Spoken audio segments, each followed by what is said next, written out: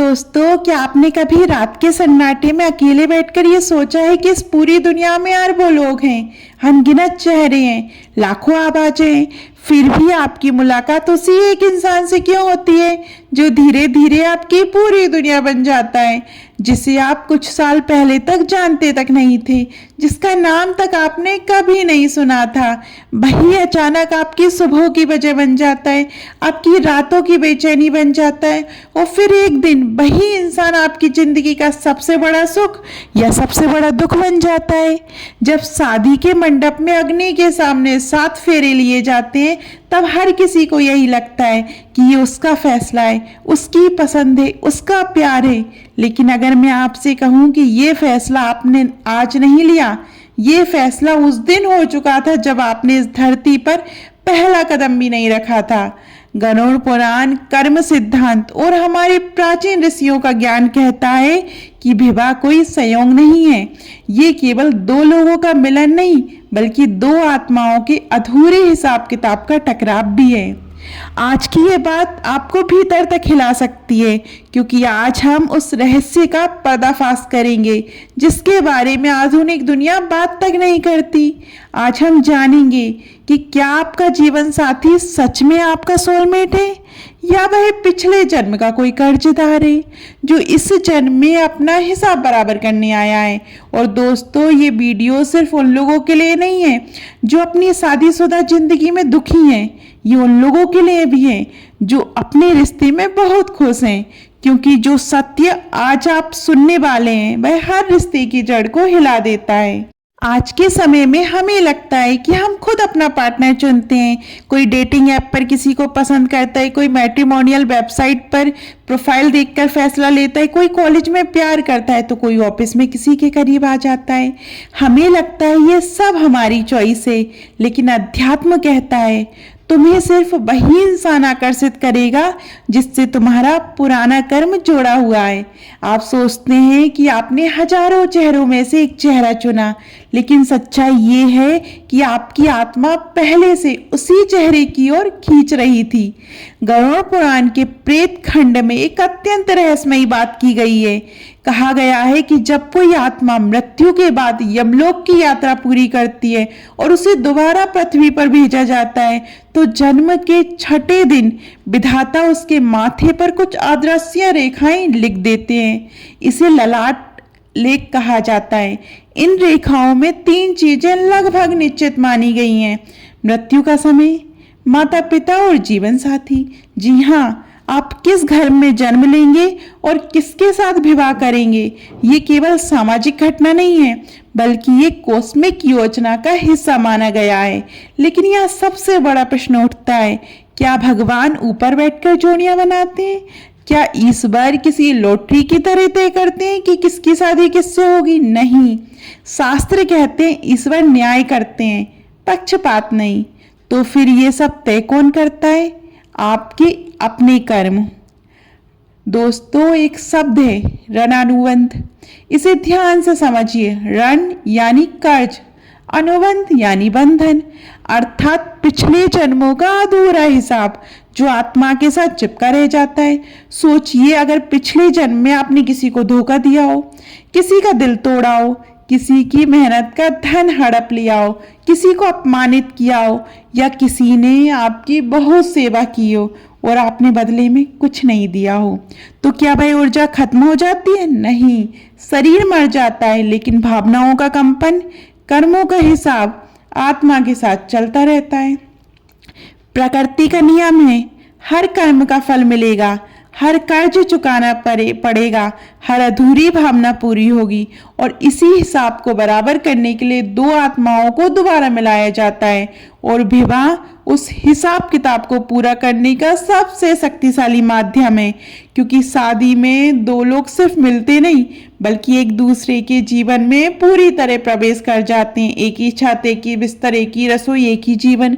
अब कोई भाग नहीं सकता। इसलिए अध्यात्म कहता है विवाह प्रेम से ज्यादा कर्म का बंधन है। सोचा है कि शादी में अग्नि के फेरे क्यों लिए जाते हैं? पानी क्यों नहीं, हवा क्यों नहीं? क्योंकि वेदों में अग्नि को साक्षी माना गया है। अग्नि सिर्फ आग नहीं है, वह परिवर्तन की शक्ति है, वह कर्मों को भस्म करने वाली ऊर्जा है।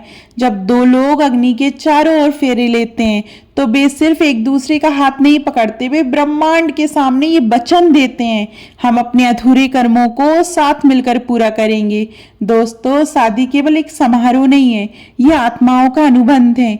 और इसलिए कई लोग शादी के बाद अचानक बदल जाते हैं। जो इंसान शादी से पहले बहुत अच्छा लगता था, वही बाद में सबसे ज्यादा दर्द देने लगता है। क्यों? क्योंकि असली हिसाब तब शुरू होता है जब दो आत्माएं करीब आती हैं। विवाह के भी 3 प्रकार हैं। गरुण पुराण की दृष्टि के अनुसार शत्रु विवाह, बदले का रिश्ता, ये सबसे कठिन और पीड़ादायक विवाह माना गया है। ऐसे रिश्तों में छोटी छोटी बात पर झगड़े होते हैं, अपमान होता है, मानसिक तनाव होता है, कभी कभी हिंसा भी होती है। दो लोग एक दूसरे को समझने के बजाय एक दूसरे को तोड़ने लगते हैं और फिर इंसान सोचता है कि मैंने इसका क्या बिगाड़ा था। लेकिन अध्यात्म कहता है शायद आपने पिछले जन्म में कुछ ऐसा किया था जिसका दर्द सामने वाला आज तक ढो रहा है। संभव है कि पिछले जन्म में वही आत्मा आपकी दुश्मन रही हो, या आपने उसे इतना दुख दिया हो कि मरते समय भी उसके मन में आपके लिए पीड़ा रही हो। वही पीड़ा, वही अधूरा बदला उसे दोबारा आपकी जिंदगी में खींच लाया। अब है आपके घर में, आपके सबसे करीब है, ताकि हिसाब बराबर हो सके।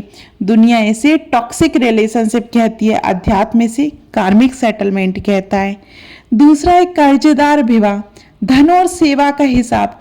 कई लोगों की शादी ऐसे व्यक्ति से होती है जो हमेशा बीमार रहता है, बहुत खर्चीला होता है या हर समय समस्याएं पैदा करता रहता है। एक इंसान पूरी जिंदगी मेहनत करता है और दूसरा उसकी सारी ऊर्जा, समय और धन खा जाता है। वह सोचता है मेरी किस्मत इतनी खराब क्यों है। लेकिन कर्म सिद्धांत कहता है ये पुराना हिसाब है। शायद पिछले जन्म में आपने उसका धन छीना था, उसे आर्थिक कष्ट दिया था। अब वही आत्मा आपसे ब्याज सहित सब वापस ले रही है और जिस दिन हिसाब पूरा हो जाएगा उस दिन या तो रिश्ता बदल जाएगा या वह व्यक्ति आपकी जिंदगी से चला जाएगा। तीसरा उदासीन विवाह, बस औपचारिक रिश्ता। कुछ शादियां ऐसी होती है जहां ना ज्यादा प्रेम होता है ना ज्यादा नफरत। दो लोग साथ रहते हैं, जिम्मेदारियां निभाते हैं, लेकिन भीतर से अजनबी बने रहते हैं। ऐसे रिश्तों में आत्मिक जुड़ाव नहीं होता। क्यों? क्योंकि पिछले जन्म का हिसाब बहुत छोटा था, बस कुछ औपचारिक कर्म बाकी थे जिस पूरे जन्म में पूरे करने थे। चौथा और दुर्लभ रिश्ता, पुण्य अनुबंध। अब दोस्तों, एक बहुत दुर्लभ रिश्ता भी होता है जहां दो आत्माएं एक दूसरे को ऊपर उठाती हैं, जहां पति पत्नी एक दूसरे की कमजोरी नहीं बल्कि शक्ति बनते हैं, जहां रिश्ता आपको ईश्वर के करीब ले जाता है। ऐसे रिश्ते बहुत कम होते हैं क्योंकि ये रिश्ता बदले से नहीं, पुण्य से बनता है। अब एक ऐसा विषय जिस पर लोग खुलकर बात करने से डरते हैं। अगर शादी 7 जन्मों का बंधन है तो फिर कोई तीसरा व्यक्ति बीच में क्यों आता है? गरुड़ पुराण के अनुसार कभी कभी आत्मा के अधूरे संबंध सिर्फ एक व्यक्ति से नहीं होते। संभव है पिछले जन्म में आपका किसी और से गहरा भावनात्मक जुड़ाव रहा हो जो अचानक टूट गया हो। वही आत्मा इस जन्म में फिर आपके सामने आ जाती है और तब इंसान कहता है मैं खुद को रोक नहीं पा रहा। लेकिन शास्त्र चेतावनी देते हैं ये प्रेम नहीं, पुराने कर्म का जाल भी हो सकता है। और अगर इंसान विवेक खो देता है तो वह नया और भारी कर्म बना लेता है। बहुत लोग दुखी रहते हैं कि मेरी शादी क्यों नहीं हो रही, लेकिन आध्यात्मिक अलग दृष्टि देता है। कभी कभी शादी ना होना भी आशीर्वाद होता है क्योंकि हर आत्मा का लक्ष्य विवाह नहीं होता। कुछ आत्माएं ऐसी होती हैं जिनका धरती पर भारी कार्मिक बंधन बाकी नहीं होता। उन्हें प्रकृति मुक्त रखती है ताकि वे अपना जीवन सेवा में, साधना में या किसी बड़े उद्देश्य में लगा सकें। जल्दी जल्दी रिश्ते तोड़ देते हैं। उन्हें लगता है पार्टनर बदल जाएगा तो जिंदगी बदल जाएगी, लेकिन कर्म सिद्धांत कहता है अगर पाठ नहीं सीखा तो अगली क्लास में वही सवाल फिर आएगा। इसलिए कई लोगों को हर रिश्ते में एक जैसी समस्या मिलती है, चेहरे बदल जाते हैं लेकिन दर्द वही रहता है। दोस्तों, सबसे बड़ा रहस्य यही है, अगर रिश्ता कर्मों से बना है तो उससे मुक्ति कैसे मिले? उत्तर है साक्षी भाव और क्षमा। सुनने में आसान लगता है लेकिन यही सबसे कठिन साधना है। जिस इंसान ने आपको रुलाया, जिसने आपको तोड़ा, उसे दिल से माफ करना, क्योंकि बदला लेने का मतलब है नया कर्म शुरू करना। लेकिन क्षमा पुराने कर्म को समाप्त कर देती है। आज रात एक प्रयोग करके देखिए, जब आपका जीवन साथी सो जाए तो शांत मन से उसके चेहरे को देखिए और मन ही मन कहिए, अगर मैंने कभी तुम्हें दुख दिया हो तो मुझे माफ कर दो, और तुमने जो मुझे दुख दिए उसके लिए मैं तुम्हें माफ करता हूँ। हमारा हिसाब पूरा हुआ। दोस्तों, ये सिर्फ शब्द नहीं है, ये ऊर्जा है, और ऊर्जा संबंधों को बदल देती है। आजकल लोग कहते हैं उसके बिना मैं जी नहीं सकता, लेकिन अध्यात्म कहता है हर तीव्र आकर्षण प्रेम नहीं होता। कई बार वह पुराने कर्मों की चुंबकीय खिंचाव होता है।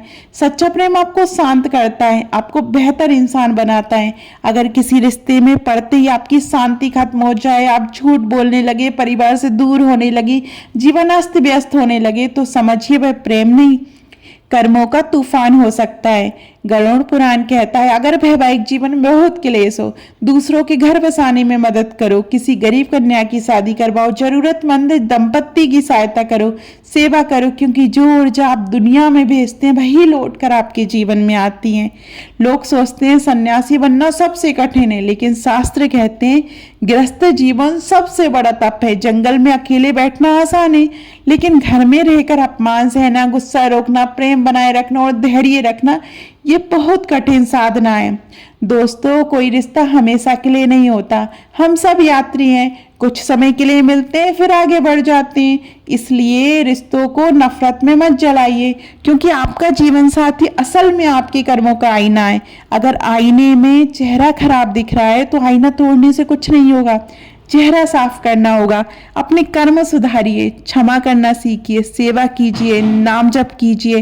धीरे धीरे वह आग जो आपको जलाने आई थी आपको सोना बनाकर निकालेगी। और दोस्तों, अगर आज की ये बात आपके दिल को छू गई हो, अगर आपको लगा हो कि आपको अपने सवालों का जवाब मिल गया है, तो आज ही अपने मन का बोझ हल्का कीजिए। जिससे शिकायत है उसे माफ कर दीजिए, जिसे आपने दुख दिया उससे मन ही मन क्षमा मांग लीजिए, क्योंकि जिस पिंजरे में आपने दूसरे को कैद किया उस पिंजरे में आप भी कैद हैं। उसे आज़ाद कीजिए और खुद भी आज़ाद हो जाइए। कमेंट में जरूर लिखिए कि आप मानते हैं कि जोड़ियां ऊपर वाला बनाता है या हमारे कर्म।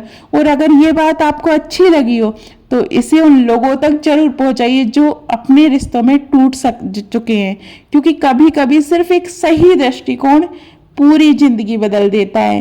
तो आपको ये वीडियो कैसी लगी कमेंट में जरूर बताइएगा। और अभी तक आपने हमारे चैनल धार्मिक चमत्कार को सब्सक्राइब नहीं किया है और हमें फेसबुक और इंस्टाग्राम पे फॉलो नहीं किया है तो जल्दी कीजिए। धन्यवाद।